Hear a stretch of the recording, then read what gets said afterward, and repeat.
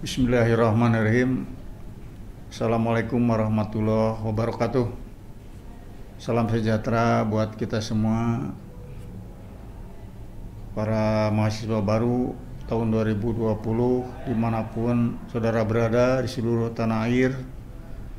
Selamat datang pertama-tama dalam acara PKKMB atau di Unsia disebut dengan Ombus Organisasi Mahasiswa Baru Universitas Siliwangi. Saya selaku Wakil Rektor Bidang Kemahasiswaan dan Alumni ingin menyampaikan dengan judul peran soft skill dalam meraih sukses lulusan, artinya lulusan perguruan tinggi kelak saudara. Tapi tentu saja mempersiapkan sukses ini harus dimulai sejak awal. Saudara-saudara, marilah kita ikuti atau kita cermati pertama mengenai peristilahan atau terminologi. Pertama yang disebut dengan soft skill adalah istilah sosiologis atau kemasyarakatan berkaitan dengan kecerdasan emosional, sifat kepribadian, keterampilan sosial, komunikasi, berbahasa, keramahan, dan optimisme yang mencirikan kemampuan seseorang untuk berhubungan atau berinteraksi dengan orang lain. Dan tentu saja hal lainnya disebut dengan hard skill, yaitu sesuatu yang dapat kita peroleh melalui edukasi formal seperti perkuliahan, sekolah, kursus, atau program lainnya seperti yang tersertifikasi ataupun melalui pelatihan. Nah, bedanya kalau hard skill itu kemampuan akademik lah istilahnya itu ya, kemampuan akademik. Baik, kita uraikan di sini beberapa data berdasarkan hasil survei bahwa kualitas lulusan perguruan tinggi yang diharapkan di dunia kerja nantinya ya. Dunia kerja ini ternyata ya urutannya dari nomor 1 sampai 20 ini sudah terurut ya. Ternyata salah satu bagian dari soft skill yaitu kemampuan berkomunikasi itu memiliki nilai yang paling tinggi 4,69, nilai tertingginya 5. Kejujuran, kemampuan bekerja sama, dan seterusnya ya. Ini secara berurutan, dan itu bukan mengartikan bahwa ini tidak penting. Ternyata dunia kerja ini mengharapkan indeks prestasi.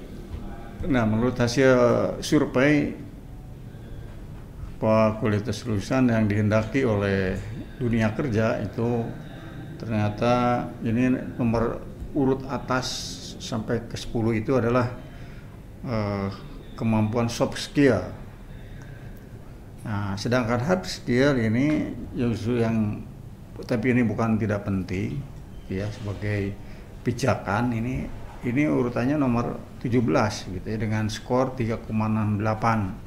Sedangkan kemampuan berkomunikasi dalam arti umum ya, arti umum baik itu teknologi ya, IT dan sebagainya itu menempati urut 4,69 dari skor 5. Kemudian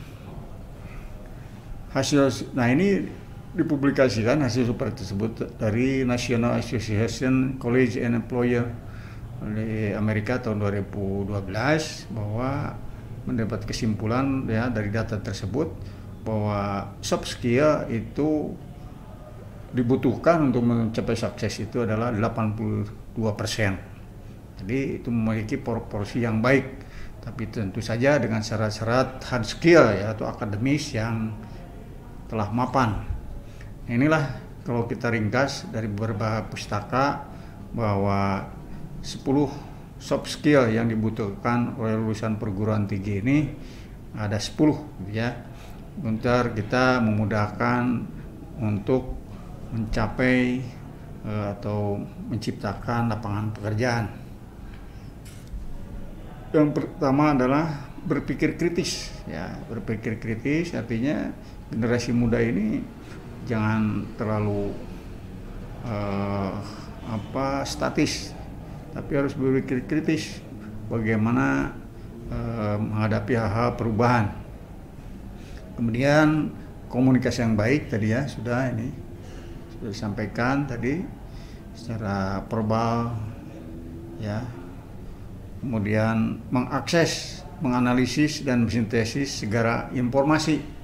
Sekarang lalu lintas informasi sangat cepat, teknologi informasi saya kira begitu intensif sehingga kalau kita tidak bisa mengakses, menganalisis dan mensintesis itu akan tertinggal.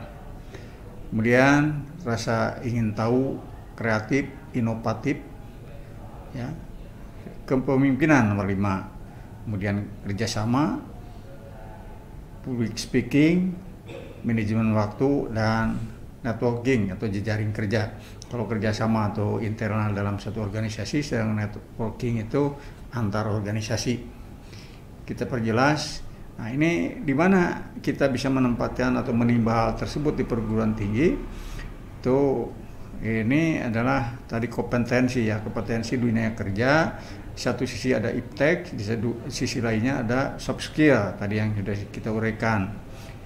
Nah, iptek ini dibentuk oleh kemampuan akademik ya, teknologi, ilmu pengetahuan dan teknologi ini. Nah, sedangkan itu bisa diperoleh ya akademisi itu dari mata kuliah. Di sisi lainnya itu soft skill itu bisa ditimba atau digali dari kegiatan-kegiatan kemahasiswaan. Nah, jadi kalau tadi di sesi pertama bidang akademik sudah menguraikan bagaimana sukses belajar ya, kalau kita sekarang bagaimana bisa menunjang mendampingi kemampuan akademik agar tadi bisa mengembangkan soft skill saudara untuk mencapai sasaran pekerjaan. Nah, dalam garapan saya sebagai wakil rektor bidang kemahasiswaan dan alumni itu tentu saja menyediakan sarana atau wahana untuk mengasah mahasiswa dalam pengembangan soft skill yang kita sebut dengan minat, bakat, dan organisasi kemahasiswaan. Kemudian penalaran dan kreativitas, ya itu hal dua inilah yang ikut mengembangkan atau ikut langsung mengembangkan soft skill saudara. Ditunjang dengan hal ketiga yaitu adanya beasiswa yang kita kenal sekarang dengan KIP kuliah, PPA, kemudian pengembangan layanan pusat karir, sistem informasi pendidikan dan dunia kerja. Itu bidang-bidang yang kita sediakan. Jadi pertama ini kita sediakan bagaimana saudara mengembangkan soft skill di perguruan tinggi. Teorikan yang pertama tadi tentang minat, bakat, dan organisasi kemahasiswaan. Jadi di perguruan tinggi ini pertama ya kita sediakan organisasi kemahasiswaan ya. Kita uraikan apa yang disebut dengan minat bakat pengembangan mahasiswa ini memiliki muara secara nasional gitu ya. Jadi jangan saudara berpikir bahwa kalau saudara sekalian berpikir bahwa kita memiliki bakat, minat itu tidak memiliki muara. Bukan saja di tingkat hobi atau di perguruan tingginya sendiri, tapi juga memiliki muara di tingkat nasional. Seperti umpamanya Peksiminas itu diselenggarakan oleh Kemendikbud, itu disebut dengan Pekan Seni Mahasiswa Nasional. Ini diselenggarakan kalau zaman normal itu 1 tahun sekali, gitu ya. Kemudian MTQ Nasional Mahasiswa. Kalau untuk bidang olahraga ada Pomnas. Keagamaan lainnya itu adalah Perserawi, ada sampai ke tingkat regional yaitu POM ASEAN, bahkan khusus untuk kerabat dekat kita Malaysia ada yang disebut dengan Sukmalindo. Saya kira itu, dan Universiade atau Olimpiade Universitas Internasional. Secara singkat saja nanti kita bisa saudara akses sendiri ya di webnya Belmawa Kemendikbud. Belmawa itu webnya kemahasiswaan, pembelajaran dan kemahasiswaan. Kemudian organisasi kemahasiswaan. Organisasi kemahasiswaan ini ada yang disebut dengan PBD, Program Bimbingan Desa. Ini kepada mahasiswa itu diberikan aksi-aksi atau program-program membantu desa-desa tertinggal atau desa-desa luar ya. Silakan itu bisa dikembangkan proposalnya secara berkelompok, baik satu perguruan tinggi maupun antar perguruan tinggi. Kemudian juga yang unik juga ada yang disebutkan KKN kebangsaan itu, dan KKN bersama itu waktu terjadi bencana baik tsunami atau gempa itu ada yang disebutkan KKN bersama untuk menangani gawat darurat, tanggap darurat maksud saya. Kemudian bantuan ormawa baik itu kokurikuler maupun ekstrakurikuler. Nah, perlu saudara ketahui bahwa di tingkat lainnya penalaran kreativitas itu ada yang disebut dengan KDMI, kompetisi debat mahasiswa Indonesia, itu berbahasa Indonesia. Sedangkan NUDC itu debat dalam bahasa Inggris. Ya, ini dan ini bisa berlanjut sampai di tingkat nasional ya, bahkan internasional. Itu dengan World Universities Debating Championship ya itu. Nah, ini tahunan programnya. Bahkan di perguruan tinggi ada yang dibentuk khusus UKM, unit kegiatan kemahasiswaan yang menangani masalah debat seperti ini. Kemudian ada juga pengembangan atau program ONMIPA, Olimpiade Nasional Matematika dan Ilmu Pengetahuan Alam. Dan yang kelima, pemilihan mahasiswa berprestasi. Nah, saya kira ini semua kegiatan-kegiatan tadi di tingkat perguruan tinggi kita memiliki Ormawa, organisasi mahasiswaan yang disebutkan BEM, Badan Eksekutif Mahasiswa. Nah, silakan saudara untuk melatih kepemimpinan, interrelasi, kemudian kerjasama, belajar ya, mengembangkan itu dengan proporsi saya kira tidak mengganggu belajar gitu ya. Kegiatan ekstrakurikuler mudah-mudahan segera setelah lepas pandemi ini kita bisa menjalankan program-program lainnya. Yang kedua ada yang disebut dengan penalaran dan kreativitas. Pertama kreativitas ya, ini ada yang terkenal ini adalah program kreativitas mahasiswa. Itu meliputi 8 bidang kegiatan dari mulai program kreativitas mahasiswa, penelitian, program kreativitas mahasiswa, kewirausahaan, program kreativitas mahasiswa, pengabdian masyarakat, kemudian kreatif, 8 bidang karya tulis ya itu. Dalam nomor satu saja ini sekian bidang, dan ini tahunan diselenggarakan, ada disebut dengan nasionalnya nanti kontesnya itu adalah PIMNAS. Yang kedua adalah program mahasiswa wirausaha atau KBMI, ada ya. Kontes bisnis mahasiswa Indonesia sekarang itu namanya tahun 2020. Ada juga ketiga adalah khusus ini peminatan dari teknik elektro atau teknik elektroinformatika gabungan, itu ada disebut dengan kontes robot Indonesia. Silakan saudara-saudara yang saya sebut tadi program studinya seperti itu siap-siap untuk mengikuti kontes ini. Dan untuk teknik mesin, teknik elektro, ada juga dengan kontes mobil hemat energi. Ada juga ya, dan seterusnya. Dan untuk khusus teknik informatika ada yang disebut dengan lomba gemastik ya, itu lomba teknik informatika tingkat nasional ya tuh. Kemudian kontes jembatan untuk teknik sipil, dan kontes bangunan gedung Indonesia KBGI. Saya kira itu ya pengembangan ekstrakurikuler atau kokurikuler untuk menunjang kemampuan akademik saudara. Selain dia melaksanakan praktikum reguler, ada juga program kreativitas yang diselenggarakan tahunan secara regional maupun nasional. Ya, saya yang sebut tadi program kreativitas itu ya ada 8 bidang itu ya. 5 bidang untuk penelitian, kewirausahaan, pengabdian masyarakat, penerapan teknologi, dan karya cipta. Sedangkan yang karya tulis ada 3, artikel ilmiah, gagasan tertulis, dan gagasan futuristik. Ya, ini beberapa catatan atau dokumentasi Unsia. Ini pernah setahunan, setiap tahun 2017, kemudian 2019 itu mengikuti MTQ nasional 2019 kebetulan kita berangkat ke Aceh ya, Unsiah tuan rumahnya 2017 di Universitas Brawijaya Malang.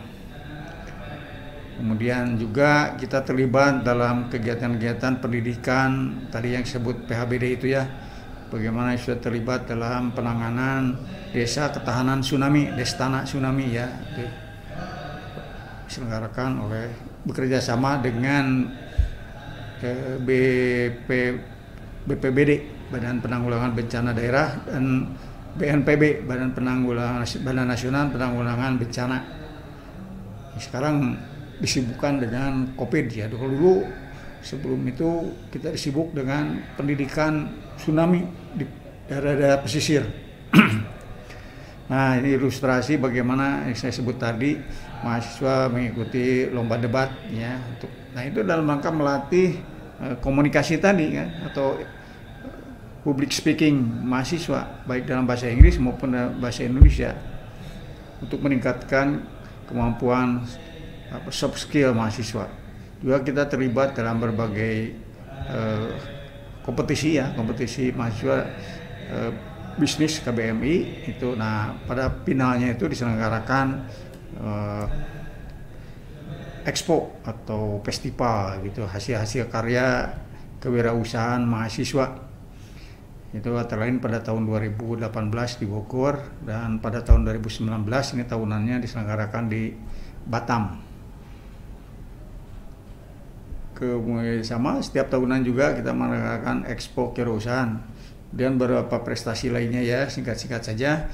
Ini antara lain Universitas Sewangi, Menwa yang meresmikan mahasiswa Universitas Sewangi ini, Pramuka, kita menjuari juara pertama Jambore Olimpiade Nasional Bela Negara. Diselenggarakan di UPN, Menwa, mohon maaf, resmikan mahasiswa. Diselenggarakan di UPN Yogyakarta. Kemudian kita juga menjuari juara umum dalam Jambore Koperasi Nasional. Ini yang diselenggarakan di Universitas Brawijaya tahun 2017. Kita juga setiap tahun reguler itu menyelenggarakan pendidikan bela negara. Jadi kalau sekarang oleh Kemendikbud akan dijadikan satu bobot mata kuliah, ini kita sudah menyelenggarakannya, pendidikan bela negara ini, keterampilan khusus bagi mahasiswa baru Universitas Sewangi yang biasanya diselenggarakan di semester genap. Kemudian ini beberapa kegiatan lainnya PKM yang disebut tadi, kita sampai ke lolos ke tingkat nasional, Pekan Ilmiah Mahasiswa Nasional Indonesia. Ya, itu dokumentasinya. Ini penyelenggaraan PIMNAS-nya di Universitas Udayana di Bali. Dan silakan saudara bisa mengakses kegiatan-kegiatan kemahasiswaan kreativitas ini di webnya Simbel Mawak Mendikbud GI ya, GOID.